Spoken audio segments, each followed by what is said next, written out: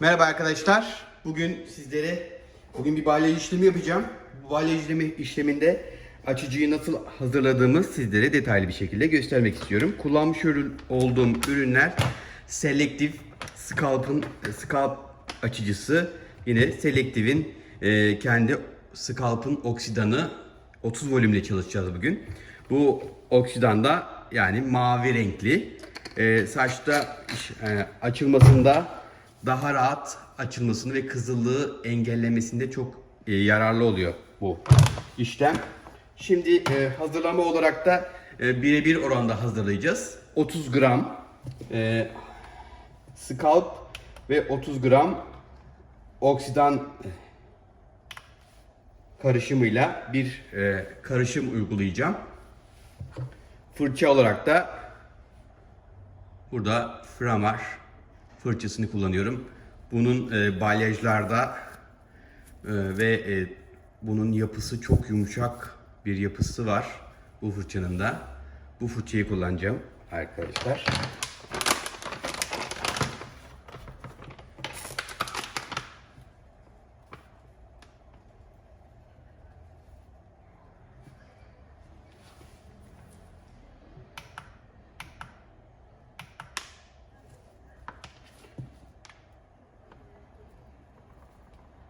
Yani şöyle ifade edeyim.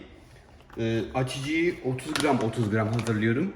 Çünkü her açıcı taze bir şekilde yapılırsa saçı daha rahat açıyor ve kızıllık olmadan açıyor. Çok dilim 50 gram 60 gram oksidan hazırladığınızda bu köpürme olabiliyor saçta ve köpüren açıcı da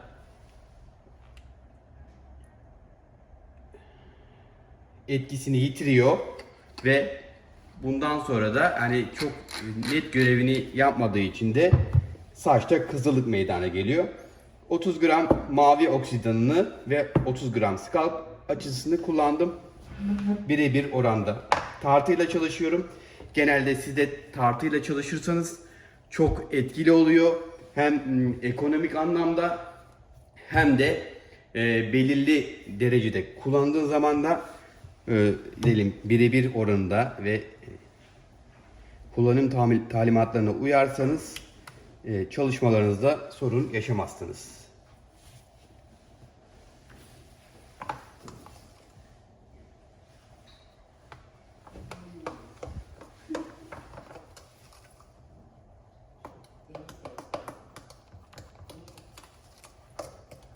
Gördüğünüz gibi mavi oksidan da böyle açıcıyı biraz mavi hale getirdi.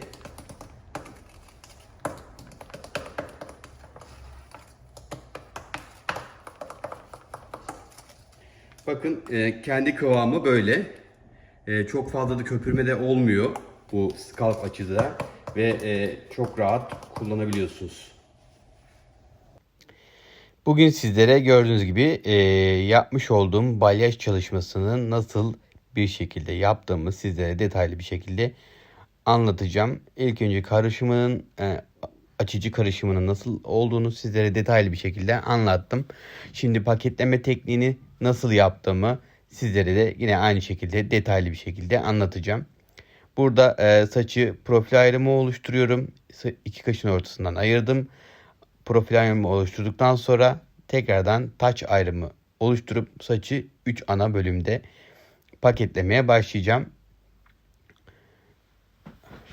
Sizler de röfle, ombre ve diğer renklendirme çalışmaları hakkında hizmet almak isterseniz salonuma gelerek benden kuaförlük hizmeti alabilirsiniz. Yani röfle, balyaj ve diğer saç kesimi teknikleri hakkında sizlere detaylı bir şekilde saç kesimi yapabilirim, ombre yapabilirim, balyaj yapabilirim.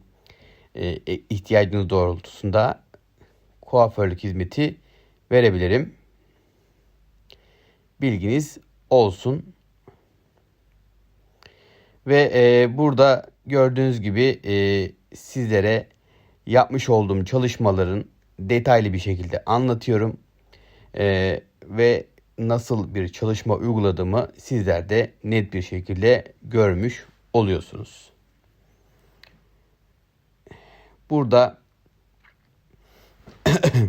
saçı 3 ana bölüme ayırdıktan sonra ense kısmından ince bir tutam alarak alacağım. Bu ense kısmının aydınlatmak anlamında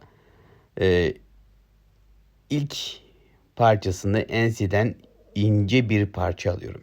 Ne çok kalın ne çok ince.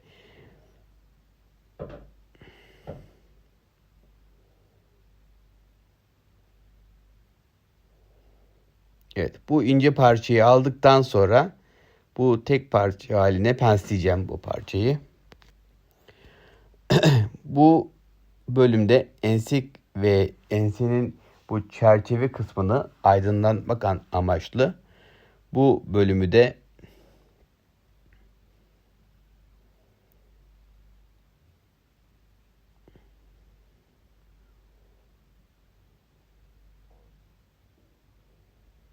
biraz daha ince parça alıyorum. Çünkü aydınlatmak amaçlı yaptığım için bu alt kısmı tek parça halinde alıyorum.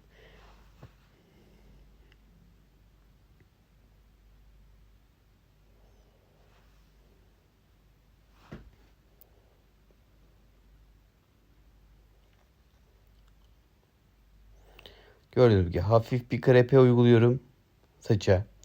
Bu ilerleyen zamanlarda hani isterseniz bu krepe yaparken sprey de kullanabilirsiniz.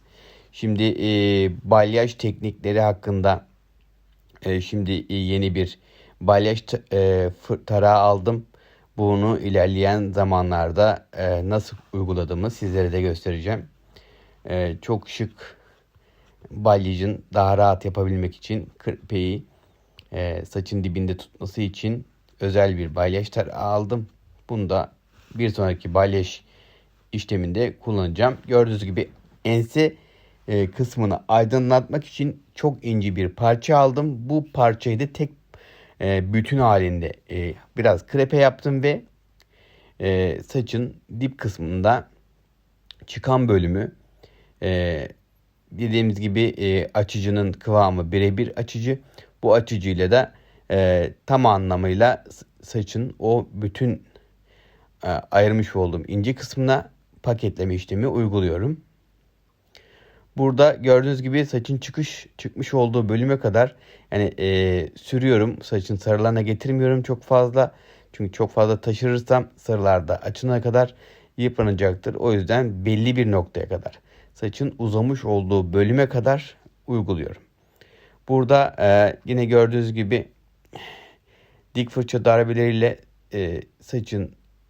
saça nüfuz ettiriyorum açıcıyı ve iki parçada paketleyeceğim. İlk önce düzeltiyorum. Sonra bir kere daha katlıyorum. Ve bu katladıktan sonra direkt şitarak yardımıyla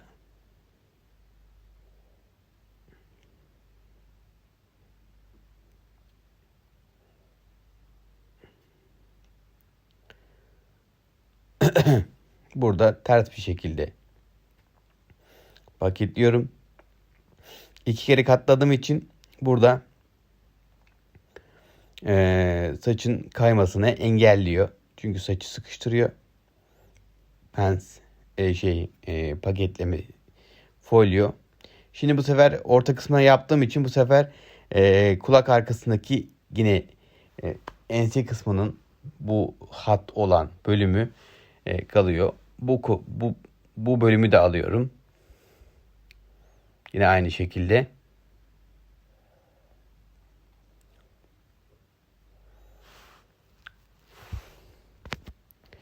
Burada yapmış olduğum sistemde ensesi, yanları ve önü aydınlatmak amaçlı ince bir tutam halinde. Bunu şimdi bütün hepsini bir anda almıyorum ama parça parça aldığım için ense kısımları aydınlatmak amaçlı burayı paketliyorum. Buradaki yapmış olduğum tekniği sizler de kuaför arkadaşlarımız da uygulayıp çok rahat bir şekilde ve güzel sonuçlar elde edebilir. Bu nedenle de sizlere detaylı bir şekilde nasıl bir balyaj yaptığımı ve almış olduğum eğitimleri sizlere nasıl yansıttığımı göstermek istiyorum. Öğrenmiş olduğum bilgileri sizlere sansürsüz bir şekilde anlatıyor olacağım. Burada saç kesim teknikleri olsun, renklendirme teknikleri olsun ve bütün öğrenmiş olduğum bilgileri sizlere sansürsüz bir şekilde yansıtmaya çalışacağım. Burada kendimi geliştirmek ve sizlere katkıda bulunmak için her daim eğitim alıyorum ve bu eğitimleri sizlere yansıtıyorum ve mesleğimi de yansıtmış oluyorum. Her zaman bilginin paylaştıkça güzel olduğunu düşünüyorum. Ve buradan da yeni başlayan arkadaşlarımız da bu eğitimlerden yararlanmış olması beni de mutlu ediyor. Burada gördüğünüz gibi ense kısımların daha aydınlık olması için ince bir tutam alarak bu ince tutamı hafif dibine krepe yaparak bir bütün halinde paketliyorum.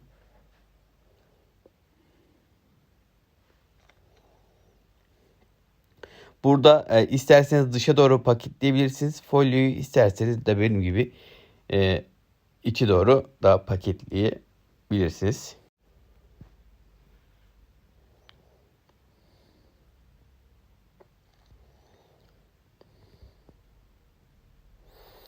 Sağ tarafı paketlediğimiz sol tarafa.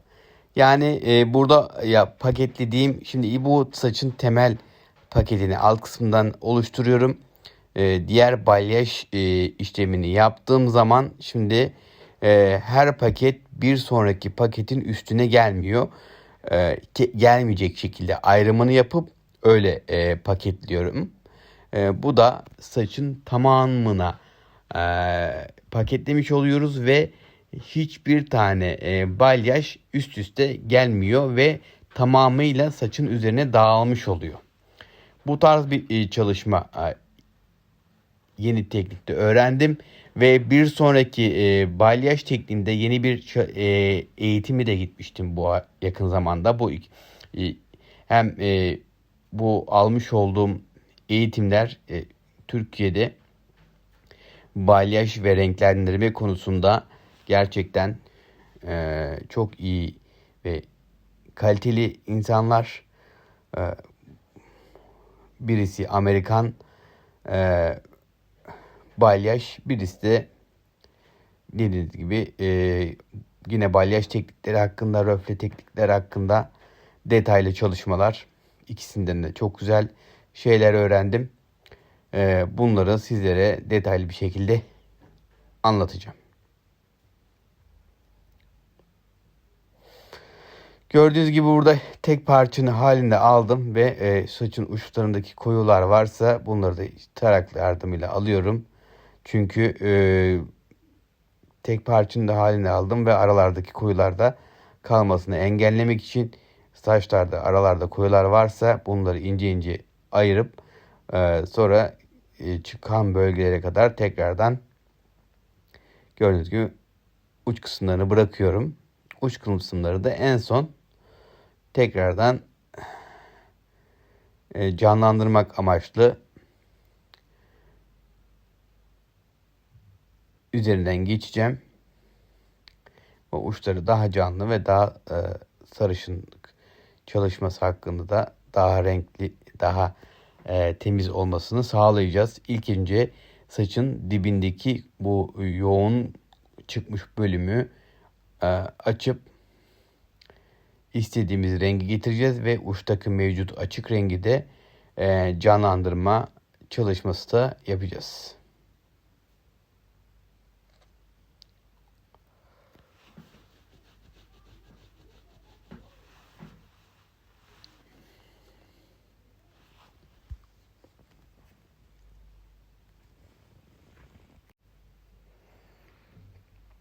Evet.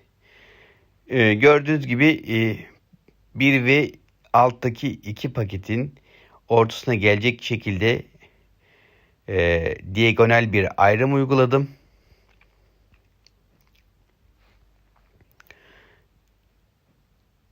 Yatay ayrım uyguladım. Burada bu yatay ayrımın ismi diagonal ayrımdır arkadaşlar. Diagonal bir ayrım uyguladım. Ve saçı gördüğünüz gibi saçın çıkış yönüne göre 90 derecelik bir açı ile tutarak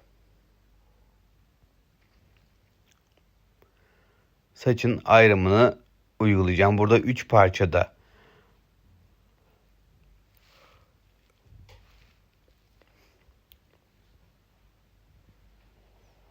uyguluyorum ayrımı.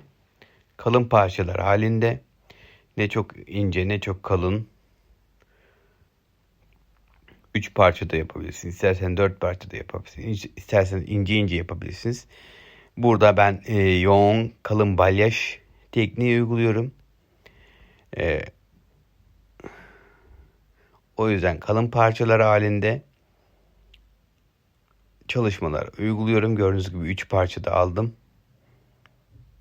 Ve saçın uzamış olan dip kısmını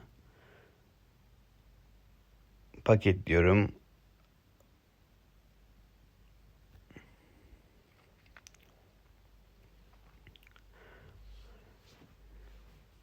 Burada kalın fırça kullanıyorum. Çünkü kalın fırçada daha hızlı bir şekilde saça nüfuz ettirebiliyoruz ve burada daha rahat sürme işlemi uyguluyorum. Hem burada fırçanın çok sert değil hem de kaliteli bir fırça kullanıyorum. Burada dik fırçalı darbeleriyle saçın alt kısmındaki saça açıcıyı iyi bir şekilde nüfuz ettirmesini sağlıyorum. Saçın dibine kadar gördüğünüz gibi yine krepe yaptım ama dibine kadar balyaj işlemini uyguladım.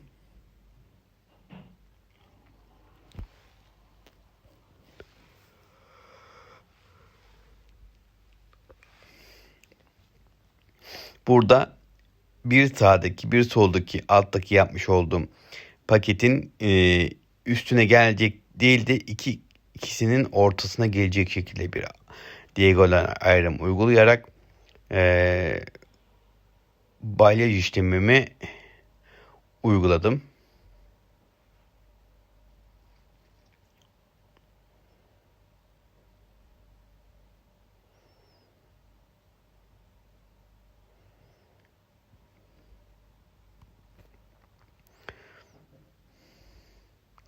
Burada paketleme sistemi yaparken folyoyu fırçayla açıcıyı iyi bir şekilde nüfuz ettirdikten sonra diğer folyoyu kapatırken saçın bir kere değil de 2 kere katlayıp ondan sonra paketliyorum.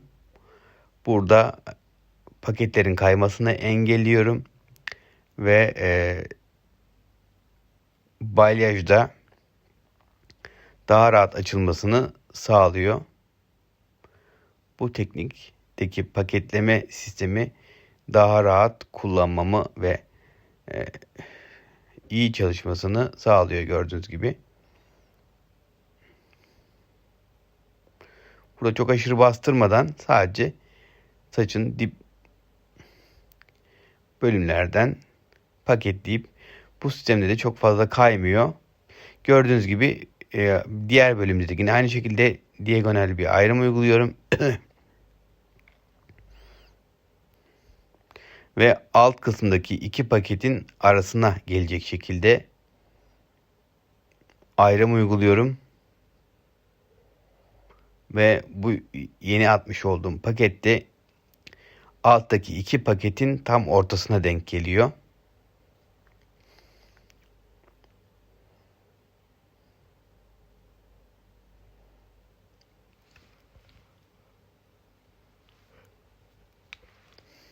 Saçın diplerine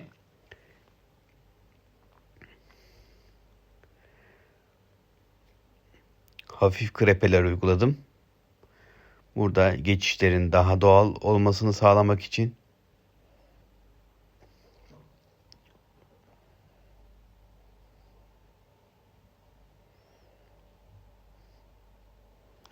kalın fırça kullanmış olduğum için açıcıyı daha rahat saça nüfuz ettirebiliyorum.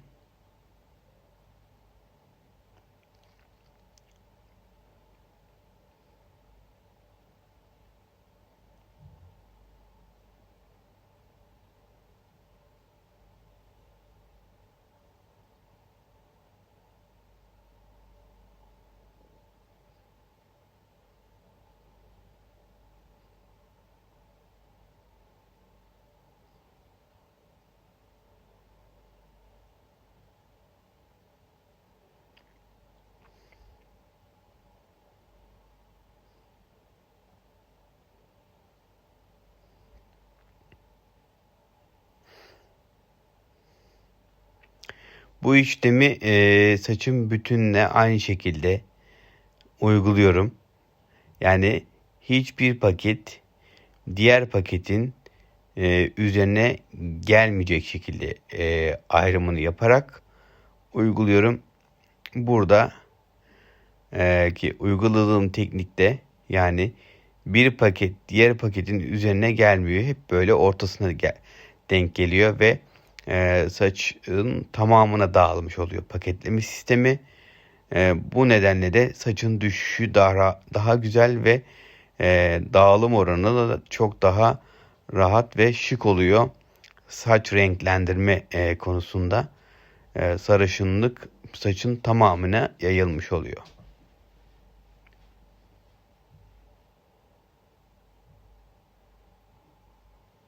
Gördüğünüz gibi 2 tane paketleme yaptım ve bu paketin ortasına burada yatay bir ayrım uyguladım.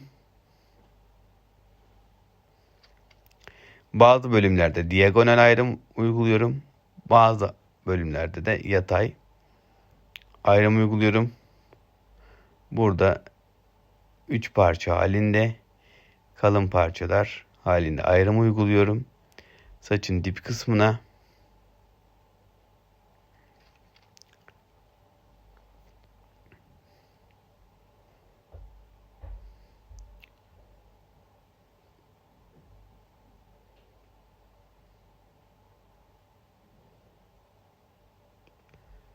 hafif bir krepe uyguladıktan sonra paketleme işlemimi uyguluyorum.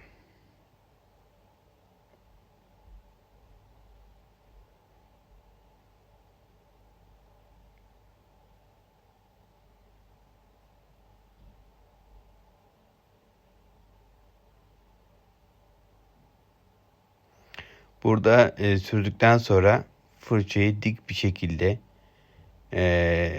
dik fırça darbeleriyle saçın diğer tabakasına işlemesi için ilk önce saçı fırçayla düz bir şekilde yediriyorum. Sonra dik fırça darbeliyle açıcının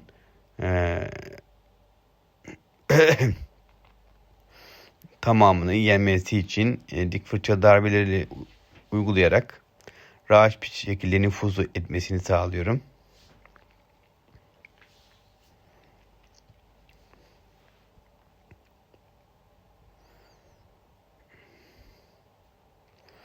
Sizler de bu teknikte uygulayarak rahat bir şekilde balyaj yapabilirsiniz.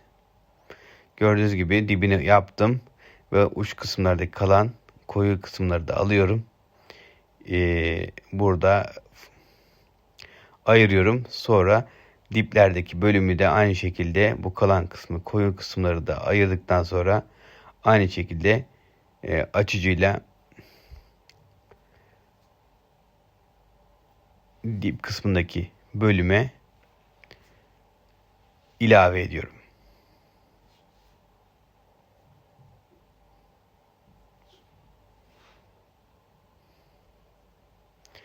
Buradaki ara kısmındaki koyu saçları almasaydım saçta renk dalgalanması olacaktı ve aralardaki koyular belli olacaktı. Diplerdeki paketler farklı duracaktı. O yüzden paketleme işlemi yaptıktan sonra saçın dip kısmına uzayan bölüme kadar açıcıyı uyguluyorum ve uç kısımlarda koyular varsa bunu şiş tarak yardımıyla ayırıyorum ve diğer açıcıyı sürmüş olduğum bölüme ilave ediyorum. Burada tertemiz açılmış bir saç oluşmasına yardımcı oluyor. Aralardaki koyuluklar gidiyor ve temiz bir sarışınlık meydana geliyor.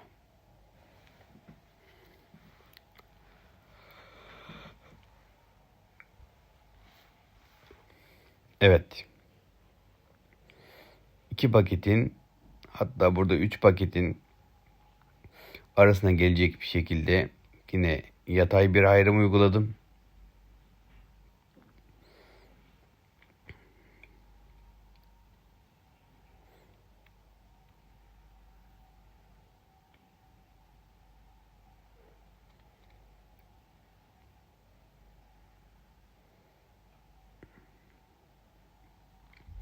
Dediğim gibi bu ayrımları tamamını aynı şekilde her iki paketin arasının, yani üstüne gelecek, hani bu paketlerin üst üste gelmeyecek şekilde iki paket arasına gelecek şekilde bir atım işlemi gerçekleştirdim.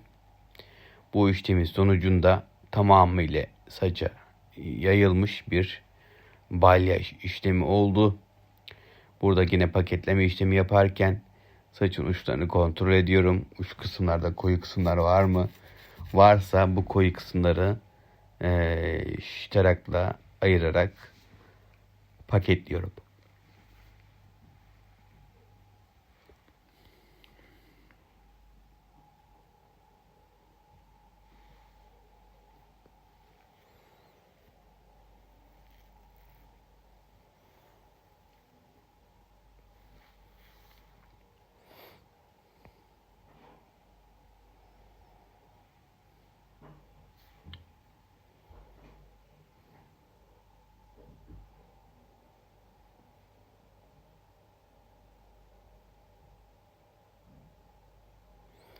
Gördüğünüz gibi burada dik fırçalara darbesiyle açıcıyı saça nüfuz ettirmesini sağlıyorum.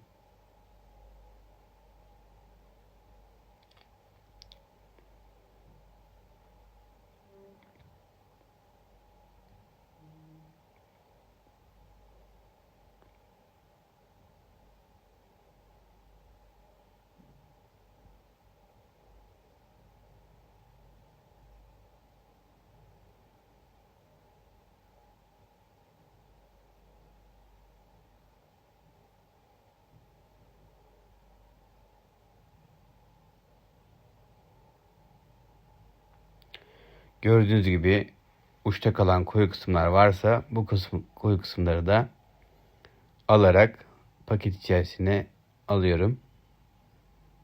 Açıcıyla iyice yedirdikten sonra saçın uç kısımlardaki sarı kısımları dokunmadan koyu kısımları alıp paketliyorum.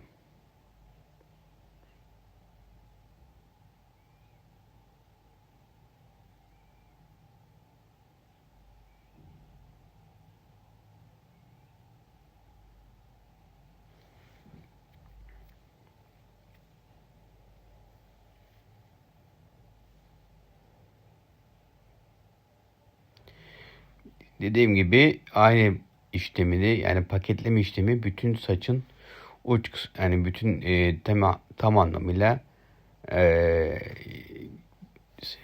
hiçbir paket üst üste gelmeyecek şekilde paketleme işlemini uyguluyorum.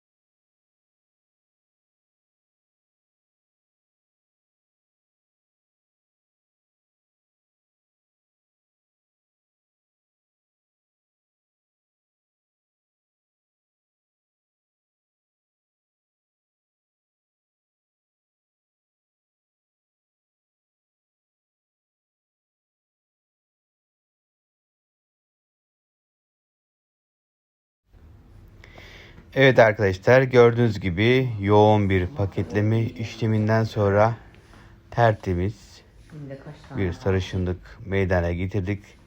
Ve saçın uç kısmını, yani diplerini ve uçları birebir hep aynı renk, aynı ışıltıda sarılar. Burada Biraz gel bana doğru at. saçın Gel şöyle. tamamına Gel. yayılmış Aynen. Bir balyaj işlemi uyguladık. Evet. Yani uyguladım. 2 saate sana onu anlatmaya çalışıyorum. Sizler de ombre, röfle ve diğer balyaj, saç renklendirme, saç kesimi işlemi yaptırmak isterseniz sosyal medya adreslerimden bana ulaşarak röfle, ombre, balyaj ve diğer kuaförlük hizmetlerinden yararlanabilirsiniz. Gördüğünüz gibi tertemiz bir sarışınlık. Sizler de bu tarz bir sarışınlık isterseniz sosyal medya adreslerimden bana ulaşarak salonuma gelerek kuaförlük hizmeti alabilirsiniz. Sizleri seviyorum. Görüşmek dileğiyle. Kendinize çok iyi bakın. İyi günler.